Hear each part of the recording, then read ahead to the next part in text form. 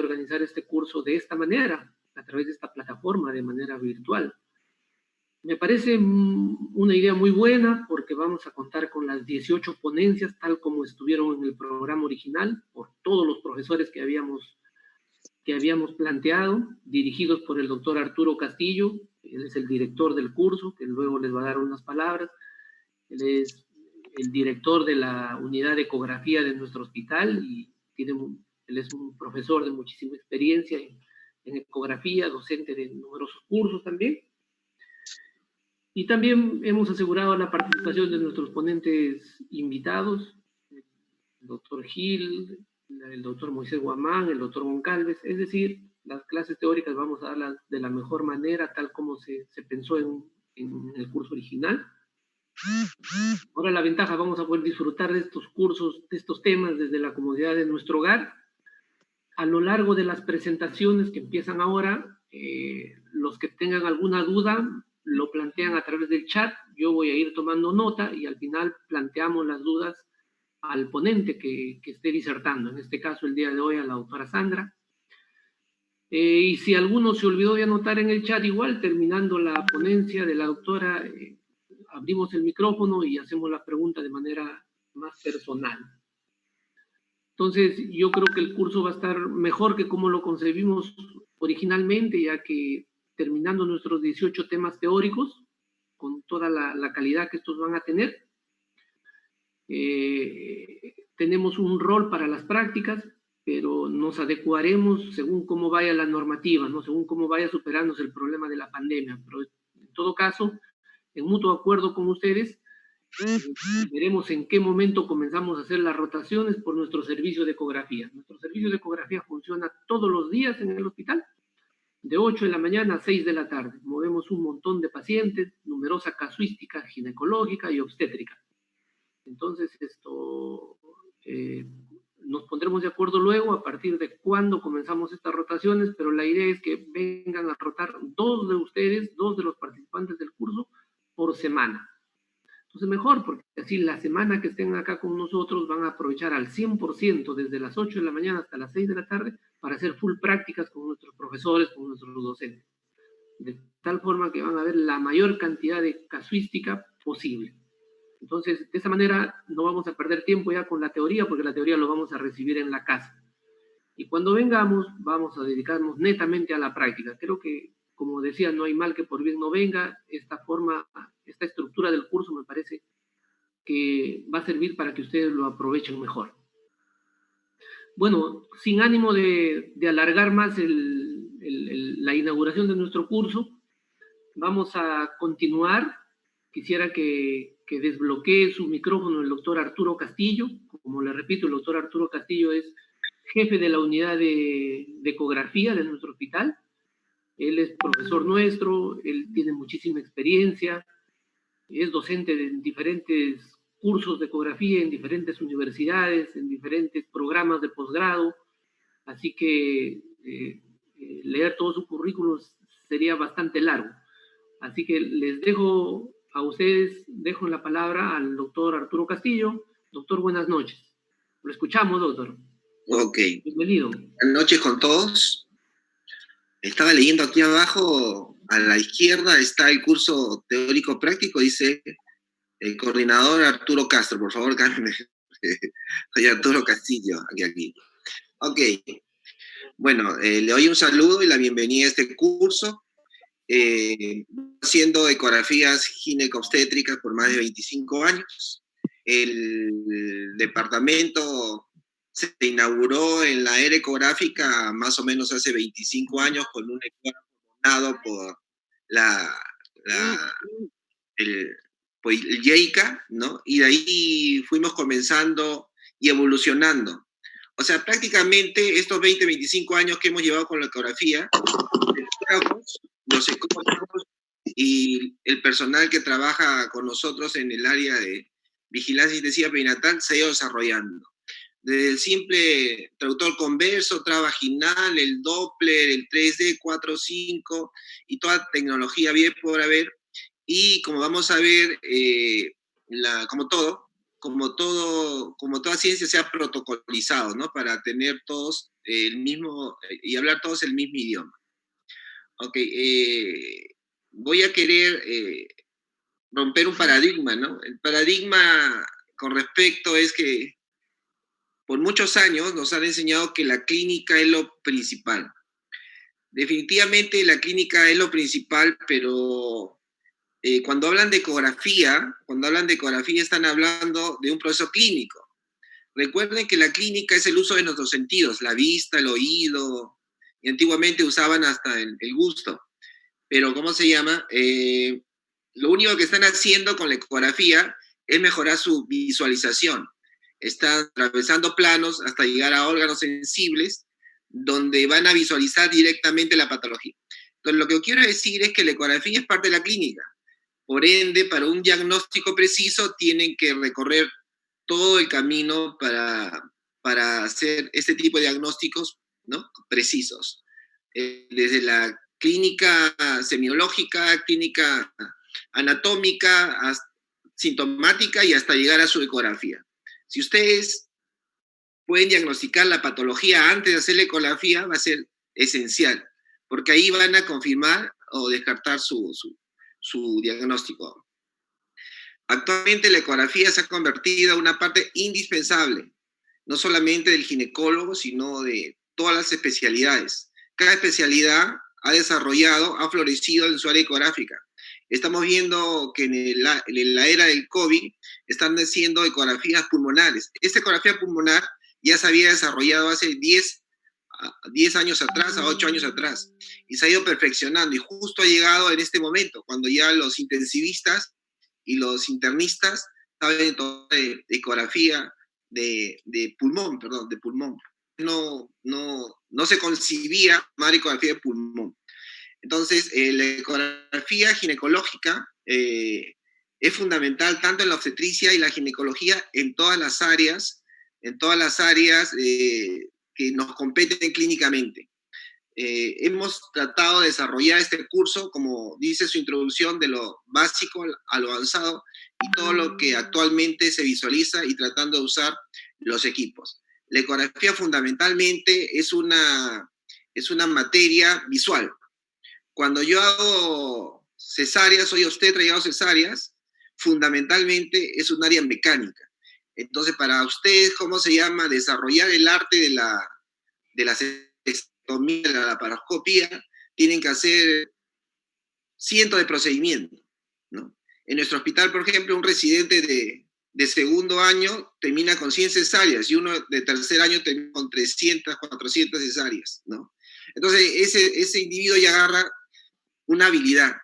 En el área de la ecografía, lo fundamentalmente es la visualización. El movimiento manual que se hace y la coordinación espacial, temporoespacial y visual que se realiza haciendo la ecografía, moviendo un traductor transvaginal o un traductor convexo, es una parte del conocimiento, pero lo fundamental es el conocimiento clínico y el conocimiento visual. O sea, cuando más patología vean, cuando más variantes vean, cuando vean lo normal, ustedes van a estar en condiciones de hacer diagnósticos precisos. Entonces, bueno, sin más, le doy la bienvenida a este curso. Yo voy a dictar como 6 clases, me toca dictar a mí. Entonces ya discutiremos en su momento cada curso. Ahora, con respecto a la parte práctica, prácticamente es lo mejor que les ha pasado. ¿Por qué? Porque este curso nos iba a servir como un piloto para más adelante hacer cursos personalizados de 2, 3 estudiantes que roten por nuestro servicio. Bueno, pues están adelantando el área del COVID los ha adelantado a lo que ya se había planificado años más adelante. Entonces, bien, le doy la bienvenida al curso y felicito a los organizadores de este curso, ¿no? Porque creo que este curso va a salir muy interesante. Bueno, eso es todo. Gracias, doctor. Muchas gracias, doctor. Ya, muy bien. Ahora, por favor, para inaugurar oficialmente nuestro curso, vamos a cederle la palabra y el micrófono a nuestra nuestra jefa del Departamento de Ginecología y Obstetricia, quien ha puesto todo su empeño en que esto salga adelante y nos apoya siempre en todas las iniciativas que tenemos de capacitación. Entonces, dejo con ustedes a la ya marqué. Anita Cajas, la doctora Cajas. ¿Nos estará escuchando? Su micrófono no está silenciado, dice. Su video está detenido. Jesucito.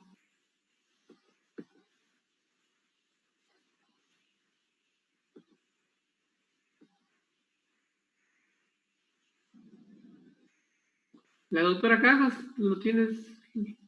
¿Ah? ¿O se desconectó? Porque queremos que ella, como nuestra jefa de departamento, nos inaugure oficialmente el evento.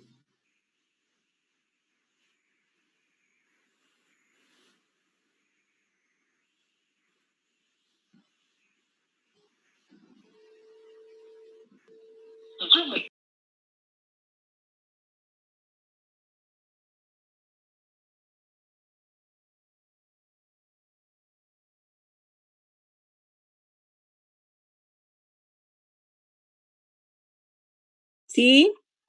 ¿No me escuchan? Ya, entonces, en aras del tiempo, creo que no tengo imagen, ¿cierto? No,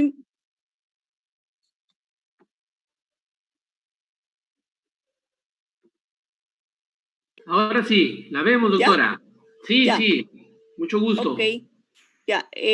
Bueno, buenas noches con todos y con todas.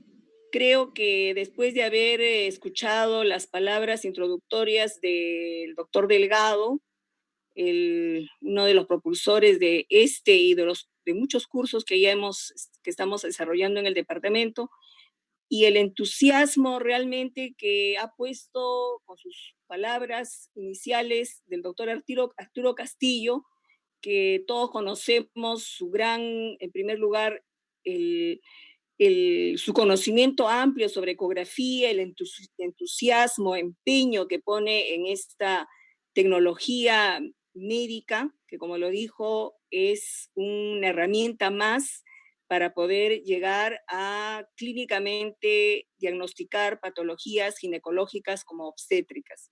Y esa es la intención del departamento en desarrollar cursos, ¿no? Y este primer curso teórico práctico, que como lo dijo el doctor Delgado, es la ganancia que hemos tenido lamentablemente durante esta pandemia, pero creo que nos está permitiendo hacer uso de una tecnología que nos va a permitir cómodamente en nuestras casas tener la teoría, y lo más importante, y creo que la ganancia mayor que van a tener los médicos, los jóvenes que están iniciando su especialidad y los médicos de provincias, a quienes agradezco la confianza. Y nuevamente, con todo el deseo del empeño que hemos puesto todos nosotros y el gran deseo de aprender que tienen todos ustedes, los inscritos, estamos seguros que vamos a llevar, como se dice, a buen puerto esta primera experiencia sobre un curso en ecografía.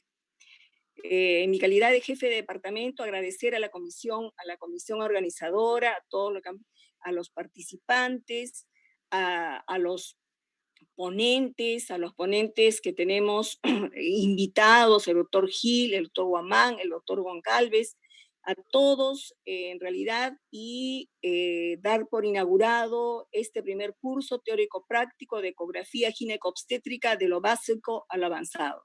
Muchas gracias. Gracias, doctora. Bien, queridos colegas, para ir empezando las disertaciones teóricas, el día de hoy tenemos nuestro primer tema, un tema muy, pero muy interesante, que es todo lo concerniente a la física de los conceptos básicos y la física del ultrasonido. Nuestra ponente del día de hoy va a ser la doctora Sandrita García.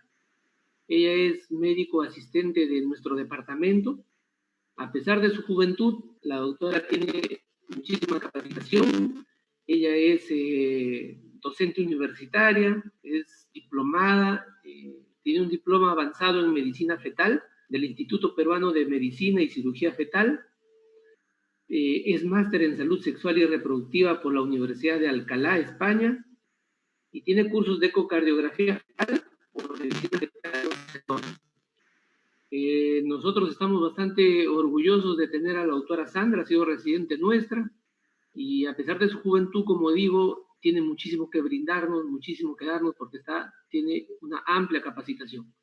Sandrita, te dejo con el auditorio. Adelante. Gracias, doctora.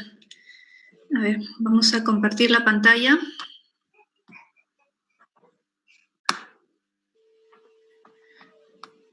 ¿Me logran escuchar bien?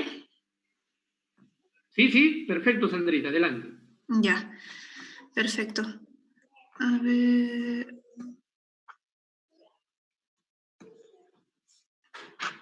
un momentito. Ahí está. Ya. Bueno, buenas noches.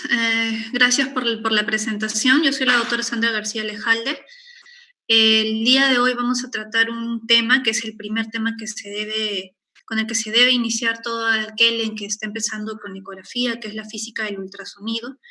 Ahora, este es un tema que suele ser un tema árido, ¿no? Es un tema que muchos hemos recibido las teorías previamente o hemos leído en algún libro, que resulta ser pesado, aburrido, lo lee y se va. Y el contenido que uno leyó se olvidó. Entonces, creo que cuando yo lo leí las 10 primeras veces me sucedió lo mismo, hasta que le logré encontrar cuál era la utilidad de estos conceptos para poder aplicarlos en el día a día, y eso es lo que yo quiero transmitirles el día de hoy. Entonces, a ver...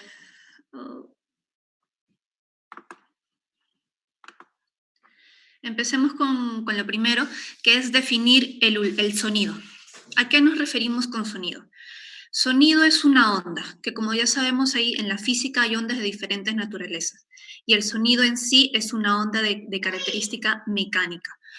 Es decir, de que para poder trasladarse el sonido necesita hacerlo a través de un medio, no se transmite a través del vacío. Y una de sus características es de que esta onda se debe desplazar de forma longitudinal y recta. Esto es importante para características que vamos a ver más adelante en la charla. Como mencioné, la onda del sonido no se desplaza en el vacío, sino que necesita de un medio para que por la naturaleza mecánica de esta energía se pueda transmitir de molécula a molécula que se encuentra en el medio. Es decir, que estas moléculas, al vibrar el sonido, al vibrar en el medio, va a generar que las moléculas oscilen y al oscilar se compriman y se expandan. Entonces, la onda del sonido va a tener unas características a partir de las cuales vamos a poder encontrar ciertas utilidades, parámetros o artilugios, herramientas en los equipos por los cuales vamos a poder mejorar la imagen y así llegar a un diagnóstico más certero. Estas son 7 características, como es frecuencia, periodo, amplitud, poder, intensidad, longitud y velocidad de propagación. Cada una de estas las vamos a desarrollar con más detenimiento más adelante. Entonces, ¿y el ultrasonido per se de qué se trata? ¿Qué es? Entonces, cuando nosotros hablamos del sonido, que ya sabemos que es una onda mecánica, el sonido se caracteriza porque se basa en la calidad de que sea escuchado por el oído humano. Entonces, y este sonido va a tener una frecuencia. El sonido audible que nosotros podemos escuchar se va a encontrar en una frecuencia entre los 20 y los 20.000 Hz. Mientras que los sonidos que están por encima o por debajo de este rango van a ser sonidos que no van a ser audibles, pero que van a ejercer cierto efecto en la materia. Entonces tenemos el infrasonido, que es aquel que está por debajo de los 20 Hz, y el ultrasonido, que es el que nosotros nos estamos refiriendo, es el que está por encima de los 20 kHz. En los equipos de ginecología, y para el estudio de la ginecología usualmente utilizamos una frecuencia entre los 3 y los 10 MHz. Incluso ahora hay equipos que ya tienen mucha más frecuencia. Entonces, ¿cómo es que se va a generar este ultrasonido? Primero, tenemos que conocer de que los transductores van a tener en la cabeza o en la huella, si leen literatura española, le dicen huella, los cristales, ¿no? Que son cristales de circonato, de titanato, circonato de plomo sintético, ¿no? Lo que le dicen PZT, que están dispuestos de manera paralela en el cabezal del transductor. El equipo va a tener un generador de corriente eléctrica. Esta corriente eléctrica no es que se esté generando constantemente de forma continua todo el tiempo en el equipo hacia el transductor, sino que la corriente eléctrica se genera a manera de pulsos, es decir, en un grupo de ciclos, para hacer que los cristales vibren, y al vibrar van a generar el haz de ultrasonido. Ese haz de ultrasonido van a atravesar los tejidos, y estos tejidos son reflectores de sonido. Entonces van a llegar hasta el haz de ultrasonido, hasta el tejido, van a reflejarse y nuevamente van a regresar con una frecuencia diferente hacia los cristales, y luego esto va a ser convertido nuevamente en energía eléctrica para luego convertirse en las imágenes que nosotros vamos a interpretar en el equipo. A eso es lo que se conoce como el efecto piezoeléctrico. Entonces, dependiendo de la capacidad de reflexión que tiene cada tejido, es de que vamos a ver las diferentes imágenes en la pantalla. Por ejemplo, tejidos que son altamente reflectantes, como por ejemplo el hueso, van a ser capaces de producir unas ondas de mayor frecuencia, y por lo tanto, si seguimos el mismo flujo, van a ser capaces de producir mayor energía eléctrica, y eso se va a traducir en imágenes más intensas, o lo que decimos imágenes hiperecogénicas.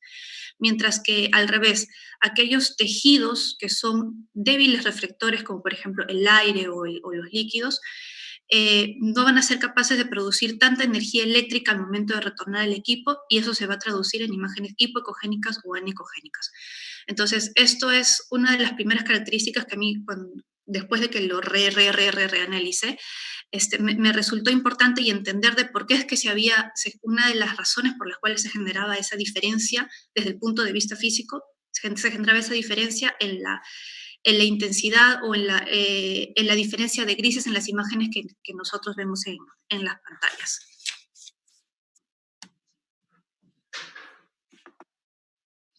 Entonces, ahora veamos lo que son las características de la onda del sonido.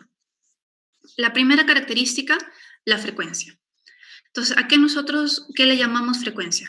El número de ciclos que se genera en un segundo. Es decir, esta es la onda del sonido, y cada vez que la onda sube y baja, nosotros le llamamos ciclo. Entonces, la cantidad de ondas que se genere, la cantidad de ciclos que se genere en un segundo, eso nosotros le llamamos frecuencia, y la unidad es el hercio.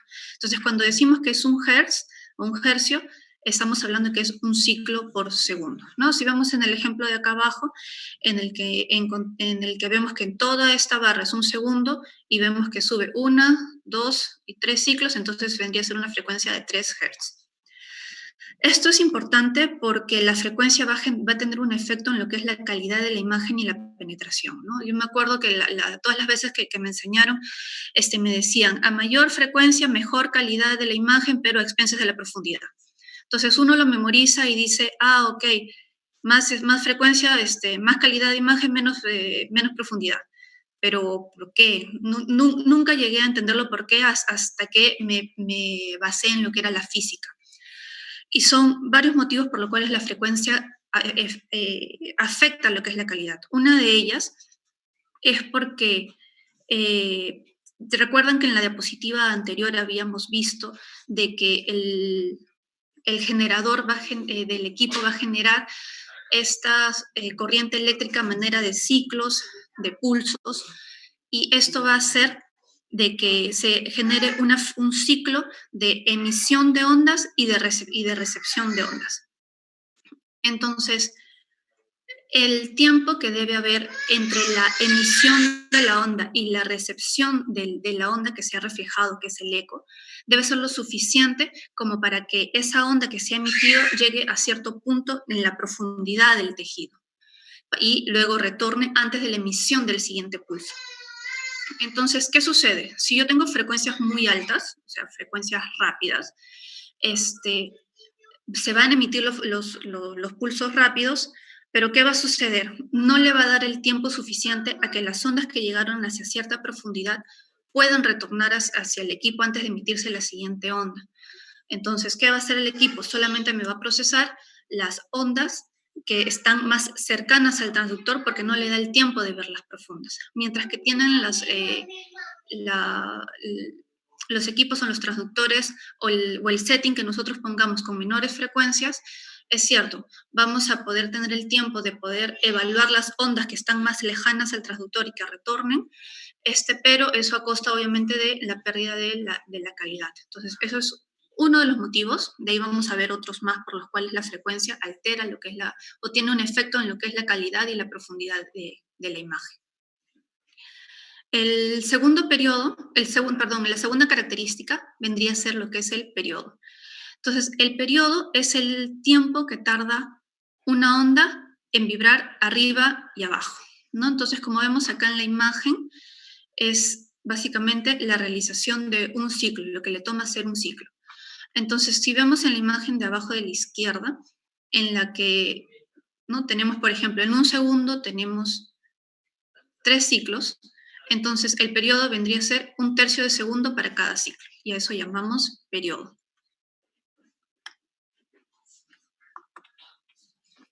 Luego, como tercera característica, tenemos lo que es amplitud.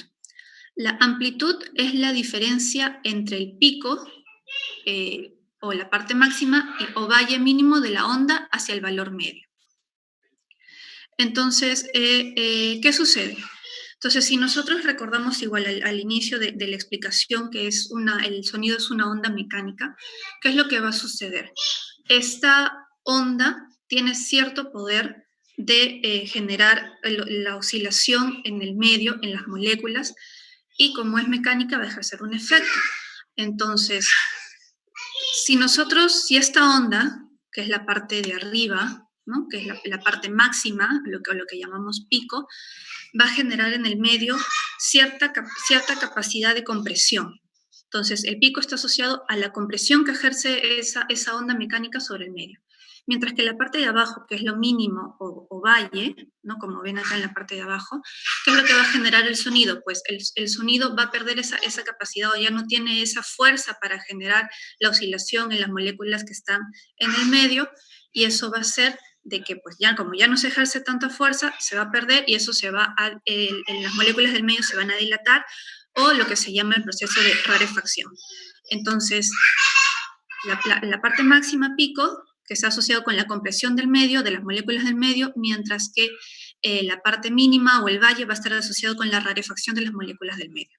Entonces, como estamos hablando de presión, ¿no?, de la parte mecánica que está ejerciendo presión sobre las moléculas del medio, por lo tanto, la unidad que nosotros vamos a utilizar son los pascales, o en el campo clínico, precisamente en lo que es la ecografía, lo que son la unidad de millones de pascales. Entonces, ¿cuál es la importancia de conocer o entender lo que es la amplitud? Porque para esto las siguientes 3 características que vamos a evaluar, que son amplitud, poder, intensidad, están relacionadas con la característica de fuerza de la onda mecánica del sonido sobre el medio. Entonces, la amplitud, poder e intensidad están asociados con la fuerza del sonido. Entonces, ¿esto por qué es importante? Porque la amplitud de la onda va a ir disminuyendo conforme a medida que la onda se vaya propagando en el medio, en los tejidos. Y eso es importante para lo que vamos a analizar también conforme vayamos avanzando en la ponencia. Ahora, poder o energía, ¿no?, la cuarta característica de la onda de sonido. El poder se refiere a la tasa de transferencia de energía de esa onda mecánica. Como estamos hablando de poder, la unidad que se va a utilizar vendría a ser vatios, y esto es proporcional al cuadrado de la amplitud, ¿no? Si estamos viendo que la amplitud es la diferencia entre el pico o el valle con la parte media de la onda, pues la amplitud vendría a ser la totalidad de toda esa altura de la onda, y por lo tanto se dice que es proporcional al cuadrado de la amplitud. Entonces, con poder, ¿por qué es interesante analizarlo? Porque estamos hablando de lo que es la fuerza de tensión eléctrica que estamos aplicando para poder generar cierta energía. Es decir, a ver, les pongo un ejemplo. Si yo tengo una pelota en la mano y la hago rebotar contra el piso, si yo ejerzo poco poder sobre esa pelota, ¿qué va a suceder? Pues la pelota o bien va a rebotar poquito o con las justas va a regresar hacia nuestras manos. Mientras que si yo aumento ese poder con el que yo estoy tirando la pelota hacia el piso, pues la pelota va a rebotar con mucho más fuerza. De eso se trata lo que es la característica del poder del sonido. Y es algo que viene con el equipo, lo podemos modificar, lo podemos setear de cierta forma para poder mejorar, es uno de los artilugios que tenemos para mejorar la calidad de las imágenes, para poder mejorar la precisión de la imagen. Entonces, si yo aumento el poder de la onda del sonido, aumento la energía de la onda del sonido, lo que yo voy a hacer es aumentar la fuerza de la onda que se está emitiendo y por lo tanto de la onda que está regresando. Ahora, ¿cuál es el problema? Pues como sabemos, el ultrasonido también puede tener cierto efecto biológico y tenemos que asegurarnos de que sea seguro, que las ondas de ultrasonido sean seguras y por lo tanto nuestro índice térmico y nuestro índice mecánico, que tiene que estar menos de 1, pues se podría ver afectado y podríamos generar cierto daño sobre los tejidos, que no es lo ideal. Entonces, ¿de que es una herramienta que podemos utilizar? Sí. Ahora, que no sea la ideal o la primera o que tengamos otras alternativas para utilizar, eso es otra cosa, pero una vez que entendemos esto y lo tenemos a la mano o es necesario, conociendo las propiedades físicas, lo podemos utilizar como una herramienta. Ahora, intensidad, ¿no? La quinta característica de la onda de sonido. La intensidad es la concentración de la energía en una onda de sonido. Esto va a depender del poder y del área de la sección transversal, es decir, la cantidad de energía recibida por unidad de superficie. Y la unidad viene a ser, como estamos hablando de poder por área, vendría a ser vatios sobre centímetro cuadrado. Eso también me resultó útil porque cuando hablamos de optimización del equipo y te dicen una forma para optimizar la imagen es disminuir el área.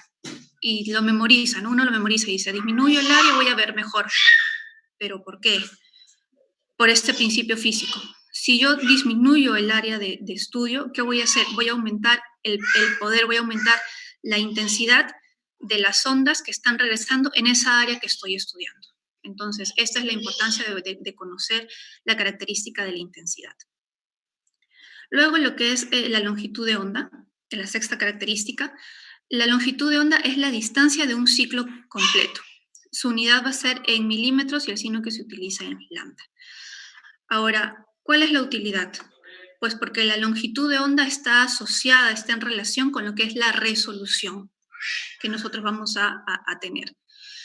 Entonces, obviamente todo el mundo entiende lo que es resolución y todos quieren la mejor resolución, pero ¿qué tiene que ver la longitud de onda? Pues resolución es lo que nosotros llamamos la capacidad para poder diferenciar dos puntos cercanos. Es decir, si yo tengo un punto A y un punto B que están cerca, que la máquina tenga la capacidad de poder diferenciar, pues que es A y B. Eso nosotros llamamos resolución. Entonces, ¿qué es lo que sucede? Que la longitud de onda es inversamente proporcional a la resolución. Es decir, si yo tengo un punto A y un punto B y la diferencia, por ejemplo, entre los dos es 10 milímetros y la longitud de onda con la que yo estoy trabajando es de 20, es decir, es mayor que esa distancia, pues el equipo no me va a poder procesar que esos dos puntos son diferentes, porque la longitud de onda es mayor que esa distancia. Entonces, ¿cómo va a ser? Como si fuera un solo punto.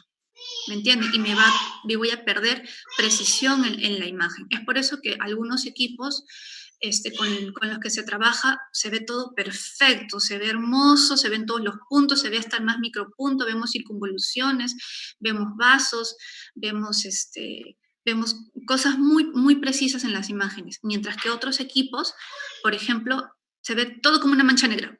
Uno pone la masa encefálica y todo es una mancha negra y no me logra diferenciar nada, porque precisamente hay eso, ¿no? Que es la longitud de onda. Lo que ejerce, una de las características por las cuales se hace efecto sobre la resolución es la longitud de onda con la que estamos trabajando. Y la séptima característica de la onda de sonido, que es la velocidad de propagación. Y esta velocidad de propagación se define como la distancia que una onda viaja en un medio determinado en un segundo.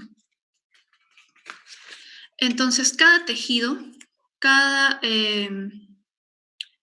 medio va a tener su propia velocidad de propagación. Y como vemos, por ejemplo, el aire tiene muy poca velocidad de propagación, mientras que el hueso y los metales, la velocidad de propagación es mucho más alta, ¿no?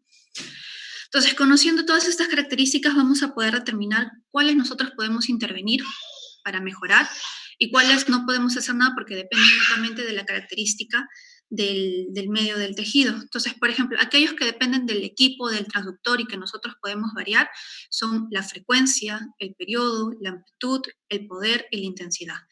Mientras que, por ejemplo, la longitud de onda va a depender tanto del medio con el que estamos trabajando, es decir, del tejido, de qué es lo que estamos intentando observar, y la fuente que vendría a ser el equipo, ¿no?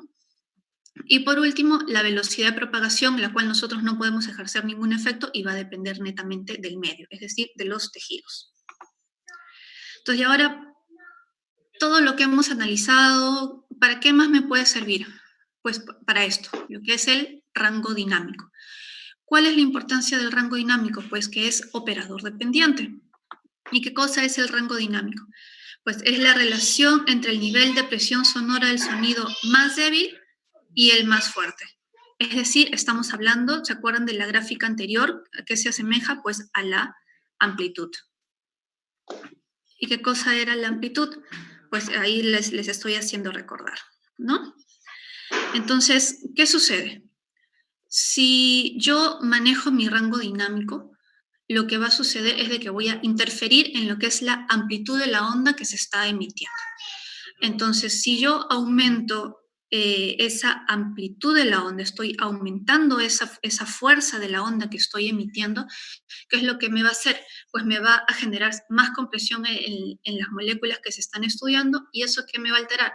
Pues en la escala de grises, y me va a poder diferenciar tejidos que pueden tener densidades semejantes. Mientras que si yo disminuyo esa amplitud de la onda, es decir, disminuyo el rango dinámico, lo que voy a hacer es voy a generar dilatación, rarefacción en las moléculas del tejido que estoy analizando, y por ende voy a perder esa diferenciación de la escala de grises, y que me va a generar mayor contraste de blancos y negros. Entonces, eso es lo que se llama el rango. Para eso es lo que se llama el rango dinámico, que usualmente son las perillas que están arriba cercanas a la pantalla. Entonces, el rango dinámico está asociado con lo que es la amplitud de la onda y me permite diferenciar las escalas de grises, y es lo que usualmente te dicen, cuando quieres ver mejor o quieres optimizar tu imagen, aumenta el rango dinámico. ¿Pero por qué? Por eso, por el efecto que yo hago sobre la amplitud de la onda.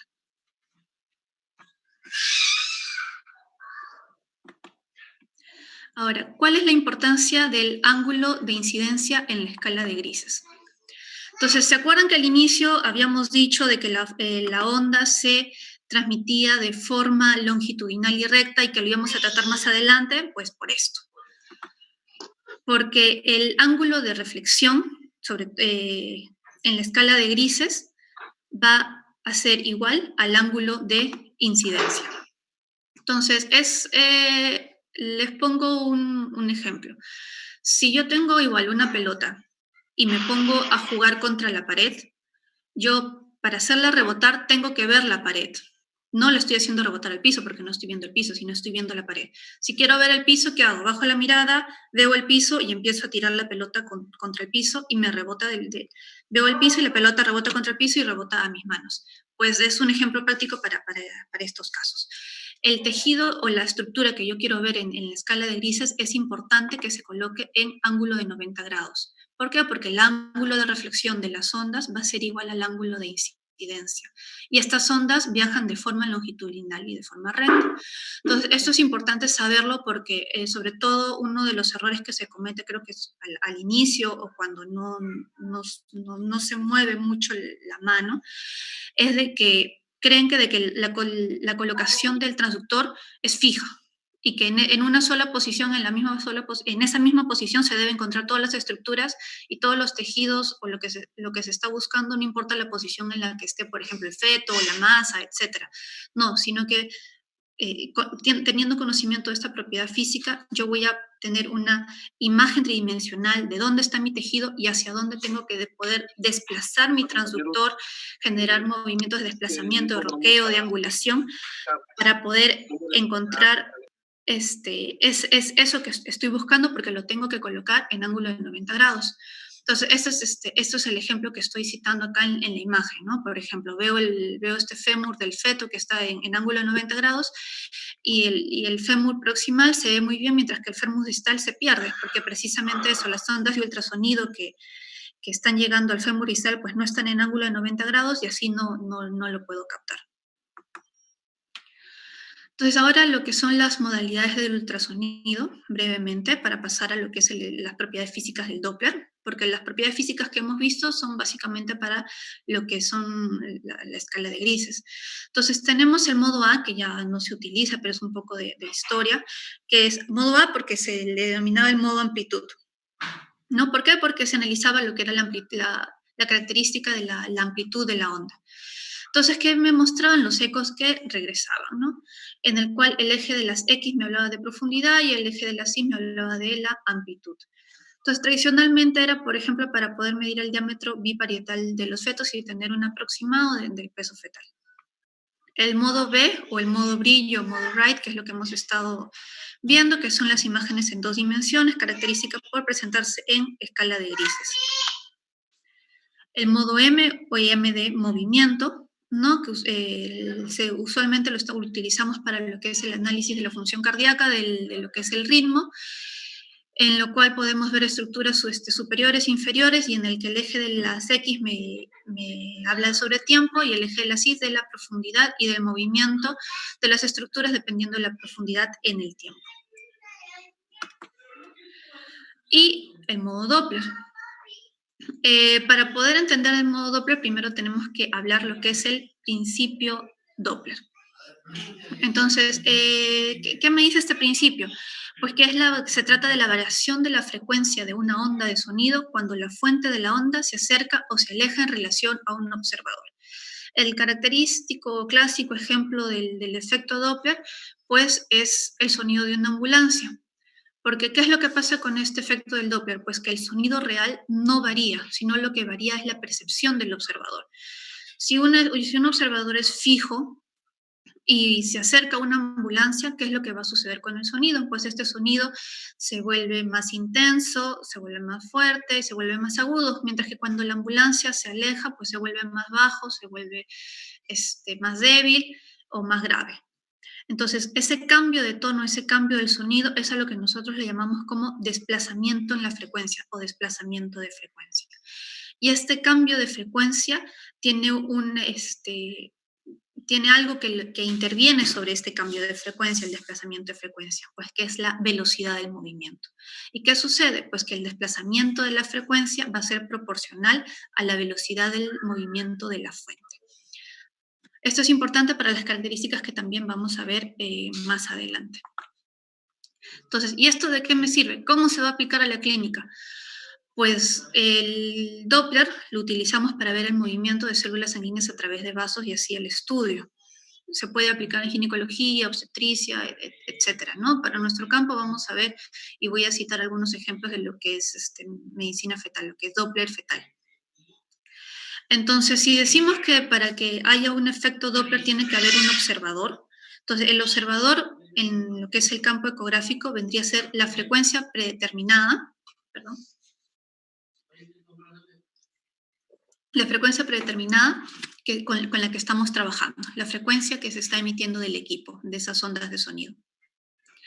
Entonces, esa frecuencia que nosotros estamos emitiendo va a llegar hacia las células en movimiento y luego me va a generar una frecuencia reflejada. Y esa diferencia entre la frecuencia de las ondas que yo estoy emitiendo y la que se están reflejando es lo que va a hacer el cambio de tono, ¿no? Lo que sería el sinónimo del cambio del sonido en la ambulancia, es decir, el desplazamiento de la frecuencia. Y ese cambio de frecuencia es lo que a mí me va a permitir generar una gráfica. Entonces, como recuerdan en la diapositiva anterior que vimos, en el que decimos de que el desplazamiento de frecuencia va a ser proporcional a la velocidad del movimiento de la fuente, es decir, en este caso, el cambio de frecuencia va a ser proporcional a la velocidad del movimiento de las células sanguíneas. Entonces, ¿qué sucede? Si yo tengo mayor velocidad, el que me diga que es proporcional, ¿qué significa? Que a mayor velocidad, más frecuencia, que a menor velocidad, menos frecuencia. Entonces, en esa gráfica yo voy a tener dos ejes, el eje vertical y el eje horizontal. Entonces, en el eje vertical vamos a ver lo que es, o se va a graficar los cambios de frecuencia que estamos captando, y en el eje horizontal el tiempo, porque acuérdense que estamos evaluando un ciclo que vendría a ser el ciclo cardíaco.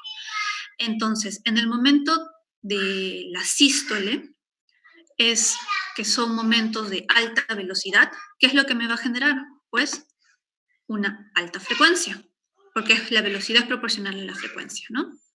Mientras que en el momento de la diástole, que el flujo es más lento, es decir, menos velocidad, menos frecuencia. En la gráfica se va a traducir en una frecuencia menor, y ese cambio me va a dar la gráfica. Y ese es el motivo por el cual es que nosotros vemos estas imágenes de forma cualitativa de los estudios de los vasos sanguíneos basados en la física. ¿De acuerdo? Y por eso es que también cada gráfica cualitativa va a ser diferente dependiendo del vaso. ¿Y qué más me va a interferir en lo que es el estudio Doppler? Pues la resistencia del vaso. Si recuerdan un poco de física básica del fluido, el estudio de fluidos en estructuras tubulares, si recordamos eso, nos dice que la velocidad va a ser indirectamente proporcional a la resistencia del vaso. Es decir, a mayor resistencia, menor velocidad. Y como habíamos dicho que la velocidad era proporcional a la frecuencia, al cambio de frecuencia, el desplazamiento de frecuencia, entonces si yo tengo más resistencia, menos velocidad y por ende menos frecuencia. Si yo tengo menos resistencia, voy a tener más velocidad y por ende más frecuencia. Entonces, en las gráficas que usualmente nosotros vemos como el Doppler de la arteria umbilical, de la cerebral media, etcétera, etcétera, etcétera, a través del estudio de la frecuencia podemos determinar la resistencia del vaso. Entonces, por eso es de que cuando nos dicen, ¿no? La arteria umbilical es un vaso de baja resistencia, por ende la diástole tiene que ser más elevada. Y mientras que la arteria cerebral media es un vaso de alta resistencia y por ende la diástole tiene que ser más baja. Pues precisamente por estos principios que les estoy explicando. Ese es el motivo por el cual se genera la diferencia en las gráficas que se presentan y a través de los cuales podemos ver cuando se genera patología. ¿Qué más me va a interferir? Pues el coseno del ángulo de disoniación. Hayamos visto que en lo que era 2D, en la escala de grises, para poder captar la imagen era necesario de que estuviera en ángulo de 90 grados. Pues en lo que es Doppler no es así, sino que tenemos que estar lo más paralelo posible al flujo, al movimiento de las moléculas, de las células sanguíneas. ¿Por qué? Porque se basa todo el estudio Doppler en esta fórmula, ¿no? En la cual uno de los que intervienen pues viene a ser el coseno del ángulo, en donde el coseno de 0 es 1 y el coseno de 90 es 0. Entonces, si yo pongo lo más cercano mi transductor al ángulo 0, es decir, paralelo al vaso que yo estoy estudiando, pues se va a generar como 1 y si esta fórmula se multiplica por 1, pues se va a validar y voy a poder ver el vaso. Mientras que si yo lo pongo perpendicular al vaso, pues el coseno de 90 es 0. Y si yo ese 0 lo traslado a la fórmula y yo multiplico todas estas variantes que hemos estado viendo por 0, pues se anula. Y no vamos a poder ver el vaso. Entonces, para poder mitigar el efecto del ángulo de disoniación que estamos teniendo sobre el vaso, sobre las células sanguíneas, es que se crearon los índices Doppler.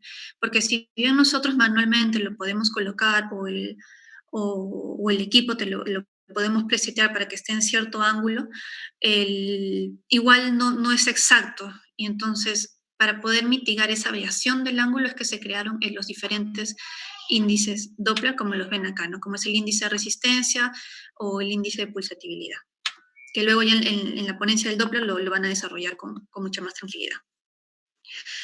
E igual, la pregunta, ¿para qué me sirve conocer todo esto? Porque lo que usualmente todos cuando llevamos la clase de física es, ¿para qué me sirve? ¿Para qué lo voy a utilizar? ¿Nunca más lo voy a volver a ver? Pues no es tanto así.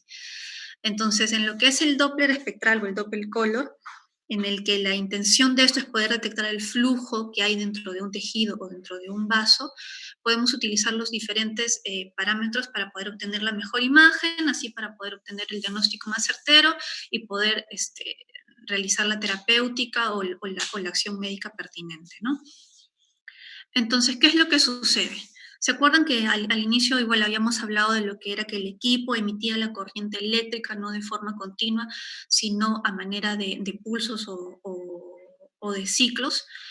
Y que esto nosotros lo podíamos modificar para obtener mayor imagen, mejor imagen, menos profundidad, etc. Esto también se aplica en el Doppler, ¿no?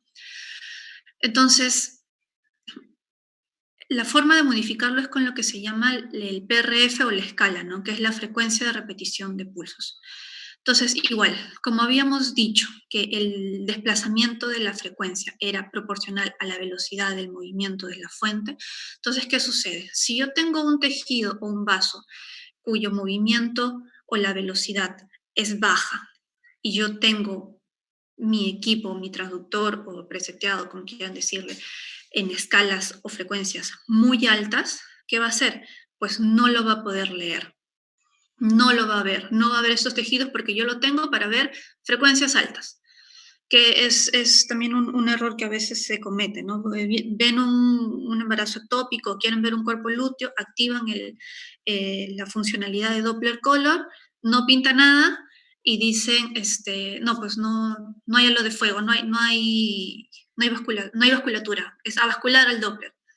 O incluso se está haciendo el estudio de un pólipo endometrial, aplican el color Doppler y tampoco, no se pinta nada. Y dice, no hay pedículo vascular. Y no es eso, sino es de que no está en la frecuencia en la que ese vaso, ese tejido, ese pedículo vascular está. Entonces, lo que tenemos que entender es que frecuencias altas van a haber velocidades altas, mientras que frecuencias bajas me van a servir para poder ver frecuencias bajas. Entonces, eso es lo que me da utilidad con el conocimiento de la frecuencia y del conocimiento de las velocidades en el estudio de Doppler, en el estudio de tejidos, ¿no? Por ejemplo, acá hay una imagen de un cuerpo lúteo ovárico, estamos en el que son frecuencias bajas y por ende yo tengo que poner el PRF bajo, ¿no? Porque estamos hablando que son vasitos muy chiquitos, probablemente la resistencia sea mayor y por ende la velocidad del flujo de esas células sanguíneas va a ser menor y por ende tengo que poner la frecuencia más baja. Mientras que, por ejemplo, en el estudio de una ecocardiografía, un tracto de salida en el que está a velocidades altas, yo tengo que ponerlo a velocidades altas. Entonces, ¿qué es uno de los fenómenos que suceden al no tener la velocidad, la frecuencia, el PRF o la escala en la frecuencia adecuada? Es el fenómeno del aliasing, ¿no? Que sucede tanto en el color como en el Doppler espectral. Entonces, ¿qué me quiere decir el aliasing? Sino que esa imagen de turbulencia, como se ve en el ejemplo. ¿Qué me indica que el PRF, la escala, la frecuencia no está adecuada? Es muy baja y que la velocidad es más alta. Y yo lo tengo que acomodar para que mi gráfica pueda salir de forma adecuada. Ahora, el aliasing no siempre es malo. ¿no? Por ejemplo, también es una herramienta que tenemos, por ejemplo, para poder detectar vasos muy chiquitos, como el ductus venoso, ¿no? En el que es tan chiquito que a veces el color es difícil de captarlo. Entonces, yo bajo la frecuencia hasta una frecuencia que sea menor de lo que yo sé que se mueve en ese punto la sangre o en el tejido, lo muevo, la frecuencia la pongo menor a esa velocidad para que precisamente me pinte y lo pueda captar. Y pues también tenemos la utilidad del Power Doppler o el de energía, que usualmente no, o sea, es una buena herramienta, pero no es muy común, no he visto mucho que lo utilicen, salvo ciertas ocasiones. Entonces, ¿cuál es el punto de este Power Doppler? Que es muy sensible y se utiliza para tejidos de muy baja velocidad. ¿Pero por qué? Porque el Power Doppler, ¿qué es lo que me va a analizar? Me va a procesar básicamente lo que es la característica de la amplitud de la onda reflejada. Entonces, no me va a analizar tanto lo que es frecuencia, sino lo que es amplitud. ¿Se acuerdan esa característica que habíamos visto al inicio, lo que es la amplitud? Entonces, ¿vamos a perder direccionalidad? Pues sí, porque el Doppler, igual en el Doppler Color, todo lo que se acerca hacia el transductor se pinta de rojo y todo lo que se aleja del transductor se pinta de azul. Pues en el Power no vemos esa direccionalidad, porque no se está evaluando eso, sino que me está evaluando la función de amplitud y me va a permitir captar velocidades, velocidades muy bajas que a veces con el color no me lo capta. E igual, ¿qué más? Pues esta función también no es afectada por el ángulo, a diferencia del color. Que se acuerdan que habíamos visto de que en el color necesitamos de que el ángulo sea lo más cercano a cero posible, que sea paralelo. Entonces, como en esta característica estamos viendo amplitud más no frecuencia y más no estamos viendo direccionalidad y por tanto el ángulo no tiene injerencia, nos va a permitir dibujar circuitos, ¿no? Si ven acá en la imagen inferior izquierda, en la que hay sectores que justo están perpendiculares a las del ultrasonido, igual se pintan. Pues ese es el motivo por el cual esta función me permite graficar los circuitos. E igual, ¿para qué me sirve la física y los equipos del ultrasonido? Pues porque los transductores, que son diferentes, y si yo conozco cuál es la característica y la funcionalidad de los transductores, voy a poder utilizar el mejor transductor para la mejor situación clínica posible. Tradicionalmente, cada transductor ha sido diseñado para una función en particular. Ahora, no significa que sea exclusivamente para esa función, ¿no? Porque nos dicen el transductor lineal, que es el primero que vemos, es para partes blandas. El transductor convexo es para abdomen. El transductor intracavitario transvaginal, pues es transvaginal. No necesariamente, sino que tenemos que analizar qué es lo que queremos buscar, qué es lo que queremos ver, y en función de la característica que nos brinda desde el punto de vista físico cada transductor, utilizarlo para eso que nosotros necesitamos, ¿no? Entonces, por ejemplo, el lineal, los lineales, que es el primero, tiene una frecuencia de 10 MHz. Entonces, como habíamos visto al inicio, a mayor frecuencia vamos a tener mejor calidad de imagen, pero a expensas de la profundidad. Es decir, vamos a ver bien lo que está cerca del transductor, pero no vamos a ver lo que está lejano. Entonces, y estas ondas se van a emitir de forma paralela en una imagen rectangular. ¿Y eso qué me va a permitir? Pues que toda la imagen sea regular a todo nivel de la exploración. O sea, todo lo que me grafique esa caja del transductor va a ser regular, ¿no? Que va a ser diferente, por ejemplo, al del convexo, que se ve mucho mejor lo que está cercano, y mientras está más profundo, ya no voy a ver tan bien lo que está más alejado del transductor, ¿no? Entonces, ¿eso qué me va a servir? El hecho de esta característica lineal. Por ejemplo, en una ecocardiografía fetal de segundo trimestre, ¿no? En una de 22 semanas, poder hacer una ecocardiografía fetal, porque me va a ver todas las estructuras de forma lineal, de forma regular, siempre y cuando esté cercana al transductor. Los convexos, pues, tienen una frecuencia de 2 a 7 MHz, es una imagen curvilínea, y precisamente al darse en forma de abanico, me va a permitir tener un amplio campo de visualización. Pero como habíamos visto, también en las características al inicio, que mientras mayor propagación tenga la onda, menos amplitud o la amplitud de la onda se va a perder y por lo tanto va a disminuir la calidad, ¿no? Entonces, eso es lo que vemos con la característica del transductor convexo, pero por la forma vamos a poder utilizarlo en lo que es el abdomen, vamos a poder hacerlo en lo que es estudio fetal, pero obviamente conociendo cuáles son sus beneficios y sus limitaciones. Y la transvaginal, que se mide, que tiene una frecuencia igual entre 5 y 12 MHz. Entonces, igual, hablábamos de que a mayor frecuencia, más calidad de imagen, pero menos profundidad. Uno de los motivos que habíamos dado era de eso de que el equipo me va a transmitir en cierta frecuencia, en ciclos, y que con esos ciclos me van a dar un ciclo de emisión, recepción y el tiempo, ¿no? Que ya lo habíamos explicado. Pero no solamente por eso, sino porque la frecuencia está en relación con lo que se llama el fenómeno de absorción. ¿Y qué es la absorción? Pues es la pérdida de energía, como la onda de sonido es mecánica y se va a transmitir a través del medio, pues esta onda mecánica va a generar un fenómeno en las moléculas y eso va a hacer de que esa fuerza de la onda se vaya perdiendo, se vaya transmitiendo a manera de pérdida de energía, que se convierte en calor en el tejido circundante y pues que a mayor frecuencia, más absorción y por lo tanto disminuye la penetración. Mientras más frecuencia pongamos, más fenómeno de absorción se va a dar, es decir, más se va a perder esta fuerza de la onda y por lo tanto va a disminuir la penetración. Esa es una de las características por las cuales la frecuencia interviene con la calidad y la profundidad de la imagen. ¿Qué más?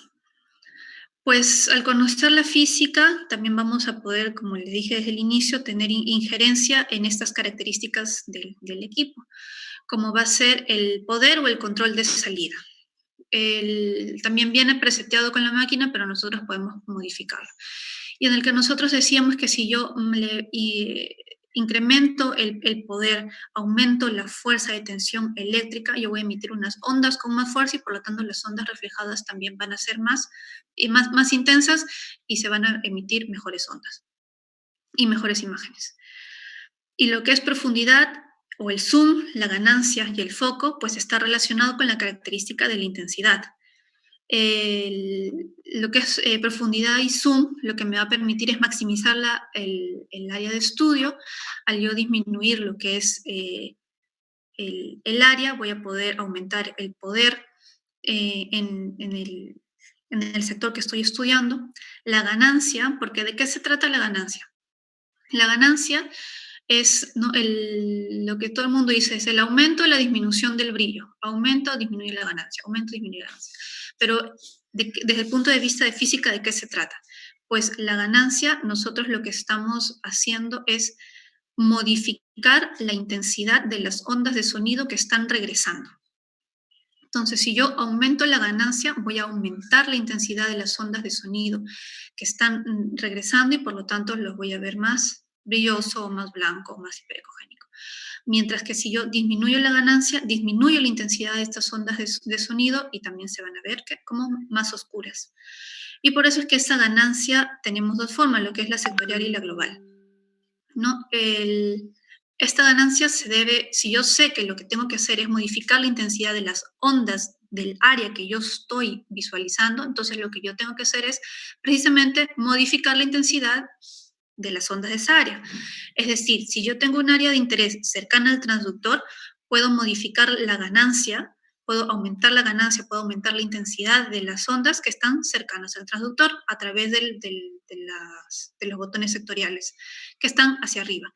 Si yo tengo mi área de interés que está más lejana al transductor, tengo que modificar la ganancia que está, la ganancia sectorial que está hacia abajo, y de esa forma yo aumento la intensidad de las ondas que están más del área lejana al transductor. No sé si me hago entender. Y por último, lo que es física y pacientes. Entonces, si ya tenemos conocimiento de todas las propiedades físicas, ¿cómo se hace en el equipo? ¿Cómo yo puedo mejorarlo? ¿Qué cosas puedo intervenir y qué cosas no? Y habíamos hablado de que hay algunas cosas como es la velocidad de propagación que depende netamente del medio y de repente llega una paciente así, 130 kilos y ya nos agarramos la cabeza y decimos, oh, no, no se va a ver nada. ¿Por qué? Porque se nos alteran estas dos características físicas de la onda, lo que es la amplitud, porque estamos diciendo que mientras más se propague la onda, va a disminuir la amplitud y estamos dando mayor área de estudio y por lo tanto la intensidad de la onda va a disminuir.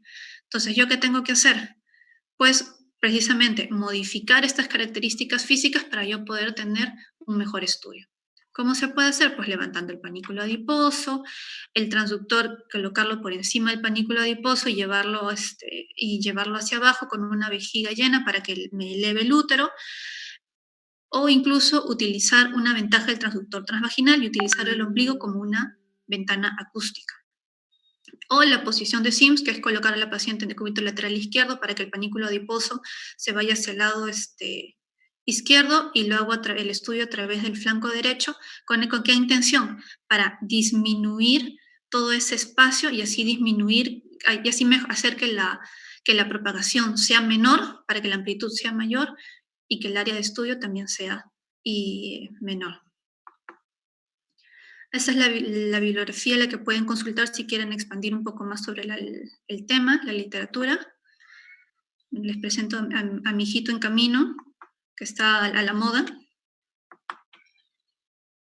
Y eso es todo. Gracias, Sandrita. Muchas gracias. Creo que han sido bastante detallistas y sobre todo que estas cositas áridas nos has tratado de dar alguna aplicación clínica, ¿no? Alguna aplicación práctica, porque si no suele ser mucho bastante más aburrido, sí, bastante aburrido y no queda en la memoria. Nos has hecho entender cosas que a veces pensamos que no sirven, ¿no? Sí. Entonces ahora nosotros en el chat no tengo ninguna pregunta, así que quisiera que si alguien tuviese alguna pregunta, que nos desactive su micrófono y nos lo haga, ¿no? Chicos, una pregunta para la doctora. A ver, el doctor Castillo quiere darnos algunos alcances. Doctor, lo escuchamos.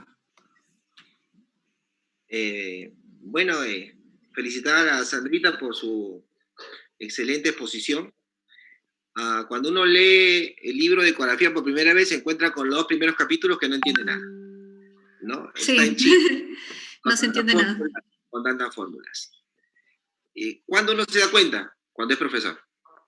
Cuando es profesor y comienza, como dice Sandrita, a revisar la literatura varias veces y lo va poniendo en práctica, se da cuenta del ¿cómo se llama?, de la importancia de la física ultrasonido. Recién se da cuenta en ese momento. Entonces yo voy a hablar algunos conceptos acerca para que se motiven más. Siempre me preguntan, doctor, ¿qué equipo me compro? ¿No? O sea, porque todos, la mayoría son ginecólogos, estoy viendo varios residentes ahí, ¿no? Y cómo se llama, ¿qué me compro? Dice, ¿no? Entonces yo le digo, es como comprarse un carro, pues, ¿no? ¿Cuánta plata tienes?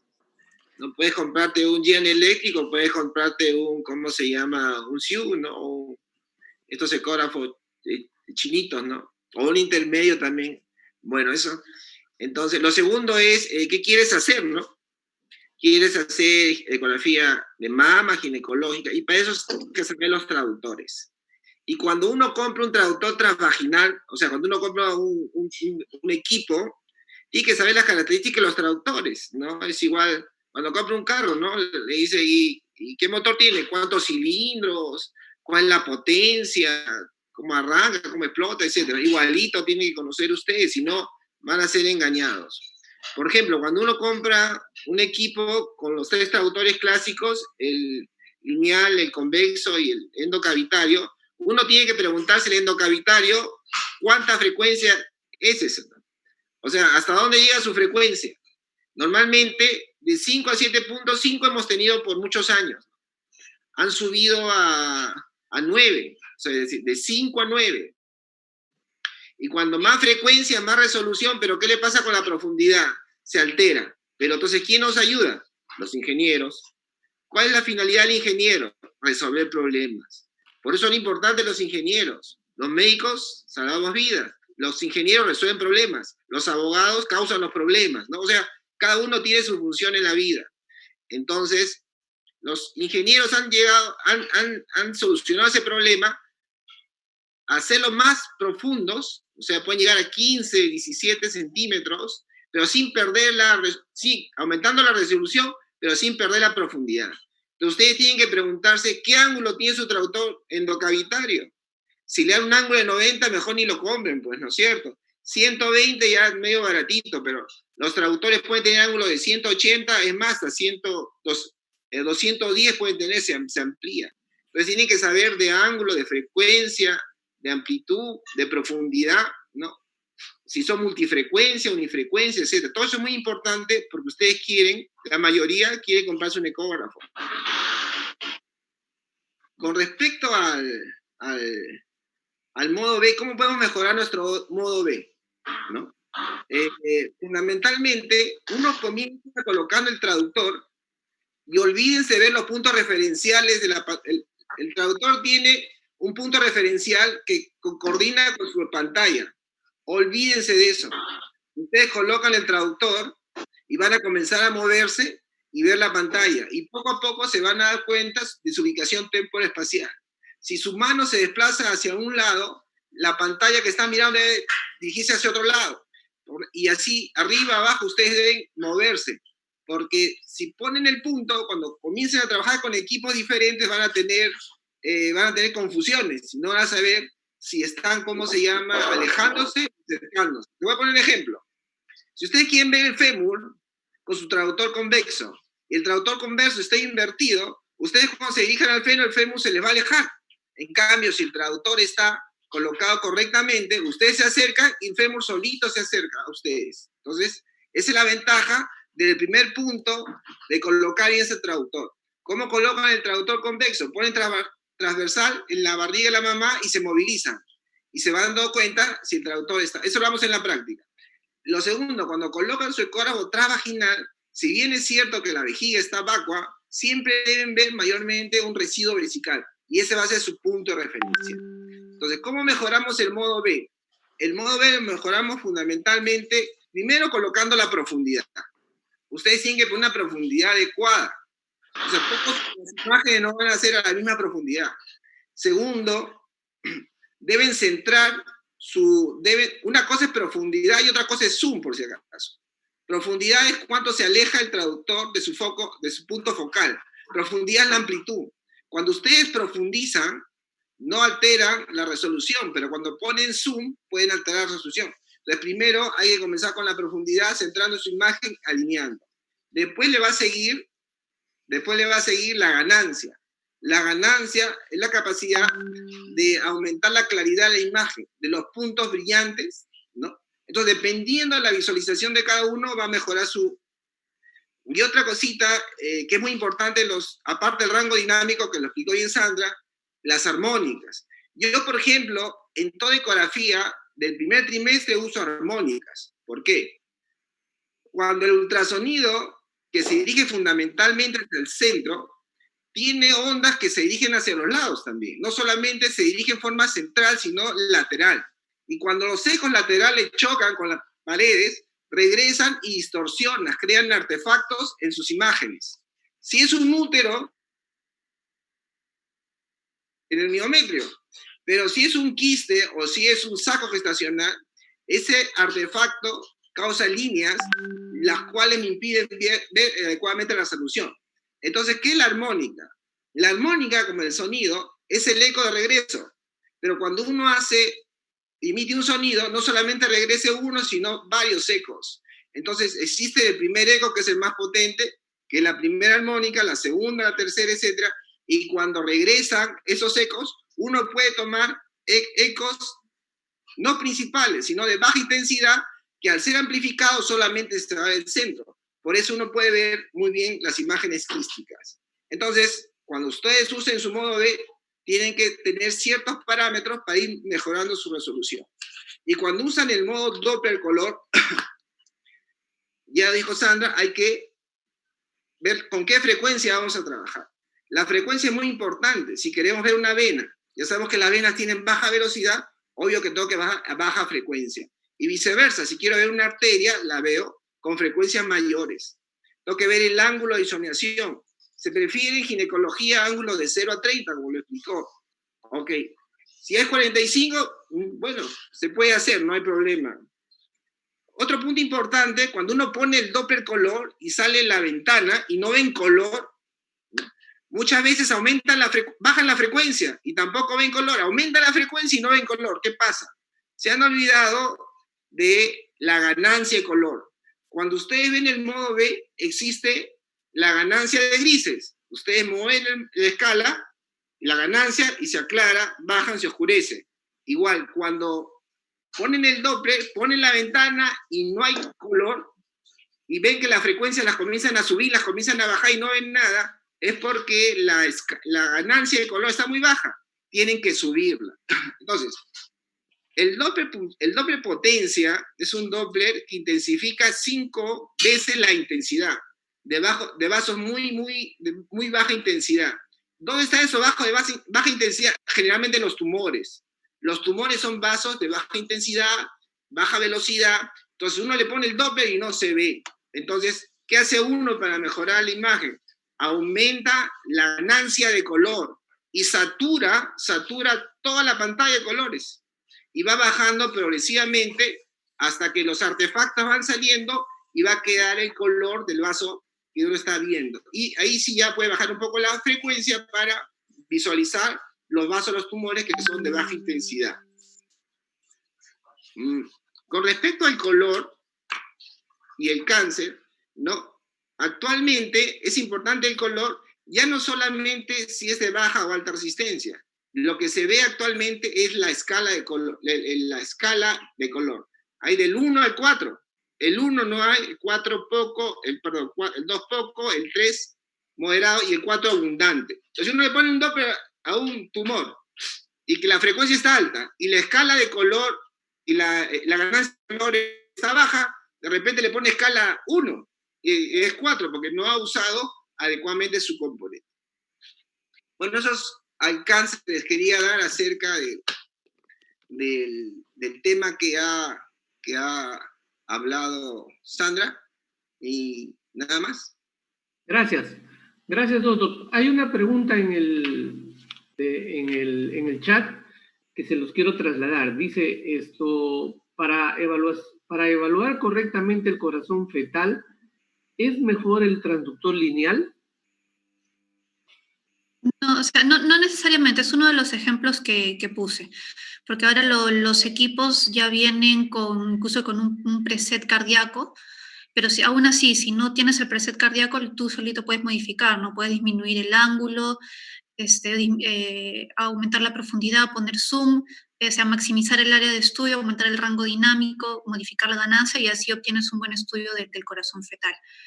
Y eso se puede realizar con el convexo, ¿no? Que la utilidad del convexo es de que precisamente vamos a poder desplazarlo bien en el abdomen materno, que es curvo, sin generar espacios de aire, que es la limitación del lineal, ¿no? Que el lineal, precisamente al ser recto y el abdomen curvo, no generan espacios de aire y eso puede ser una limitación. Sino que era un ejemplo de que si yo, por ejemplo, tengo un transductor convexo, no me da mucha utilidad o no tiene una buena frecuencia o mi transductor no funciona bien, etc. Y yo sé que las características del lineal me van a beneficiar para poder utilizar o para poder estudiar el corazón fetal, lo puedo hacer. O sea, no es de que el lineal es solamente para ver partes blandas o solo para ver mama y el convexo es solo para ver abdomen, no. Sino es de que si yo tengo una situación en particular y yo conozco cuál es el beneficio y las características de cada uno, del transductor y de la paciente, yo puedo hacer uso indistinto, ¿no? Como hasta, por ejemplo, para para las pacientes obesas, en el que el convexo pierdo, pierdo calidad de imagen, pierdo precisión por ese gran panículo adiposo. Entonces yo puedo utilizar la ventaja del transvaginal y utilizar, que me da mayor calidad de imagen por su frecuencia, y utilizar la ventana acústica que me da el ombligo. O sea, son herramientas que se tienen a la mano. Gracias. Gracias, Sandrita. Bueno, en el auditorio, en los colegas asistentes, ¿alguna otra duda, alguna otra pregunta? Por el chat o abriendo su micrófono. Bueno, quiero hacer un comentario. Sí, doctor. No siempre la imagen se va a ver, o sea, la imagen depende de 3 factores. El primer factor es uno, es obvio, ¿no es cierto? El segundo factor, la máquina también, y el paciente. Ok, y a veces pues el feto, que no colabora en nada. Imaginemos que nos toque una gordita, ¿no? Y el feto está con el dorso anterior, ¿ok? Y cómo se llama, y justo tiene que pasar la placenta por ahí. Entonces va a ser algo titánico, pues, ¿cómo se llama? Evaluar ese paciente con cualquier traductor y depende de la edad gestacional también. De repente quieren evaluar 17 semanas, es casi imposible, pues, ¿no es cierto? O sea, el estudio morfológico que se presentan mayormente se hacen entre las 20 y las 24 semanas porque dan buenas ventanas, el líquido amniótico y la relación líquido-paciente, etcétera, ¿no? En todo momento se debe hacer todo, pero ¿cómo se llama? Es el mejor momento. Entonces, posiblemente uno no puede haber una determinada imagen por la paciente o por, ¿cómo se llama? O por la posición del feto y la edad gestacional. Se la puede citar en otro momento. Cuando comenzaron los estudios cardiológicos, habían pacientes que la ponían en posición de 4 patitas y los ginecólogos, que al comienzo los que hicieron ecocardio fueron los cardiólogos. Los cardiólogos se unieron a los ginecólogos y nos enseñaron a hacer ecografía cardíaca fetal. Y tuvo que adaptar porque es un poco diferente la ecografía cardíaca del adulto de la cardíaca fetal. Entonces puede haber esos pequeños inconvenientes, se puede mejorar sabiendo un poco de física de ultrasonido, pero hay pacientes que verdaderamente tienen que citarse y poner ahí, pues no se visualiza verdaderamente, ¿no es cierto? Ok. Perfecto, gracias, doctor. Cuando operamos nosotros y tenemos que hacer algo que no está, ¿cómo se llama? No está estipulado en el protocolo, no se hizo por cuestiones técnicas, ¿no? Porque al final, 100% uno no puede dar con el diagnóstico a ese, ¿no? Perfecto, gracias, doctor. ¿Alguna otra pregunta, colegas? Bueno, siendo las 9:30, creo que ha sido bastante provechosa la ponencia de Sandrita. Gracias, doctor Castillo, por sus aportaciones. Y gracias a todos los colegas participantes del curso por estar hasta estas horas con nosotros. Creo que ha sido bastante provechosa la charla. Y bueno, nos vemos mañana a las 8 en punto de la noche. Vamos a tener la conferencia sobre ¿Sonoembriología, creo? Embriosonografía, ¿no? Sonoembriología, sí. O sonoembriología. Tenemos la conferencia sobre sonoembriología con el doctor Castillo. Así que a sacarle el mayor provecho posible el día de mañana. Creo que cerramos la sesión. Carlos. Doctora, ¿lo escuchamos? Sí, solamente quería agradecer a Sandrita, realmente muy buena su exposición. Sabemos que es un tema bastante árido y probablemente lo van a entender los participantes conforme vayan avanzando las charlas y cuando empiecen las prácticas, ¿no? Entonces, de repente la recomendación es que cuando empiecen las prácticas, que esperemos que sean más o menos en 4 semanas o un poco más, revisen nuevamente para poder entender todo, o sea, aplicar todo lo que es la física para la parte práctica con todos los consejos que nos ha dado el doctor Castillo. Gracias a todos y buenas noches. Buenas noches. Doctora, Chao. Chao, chao. Jesús.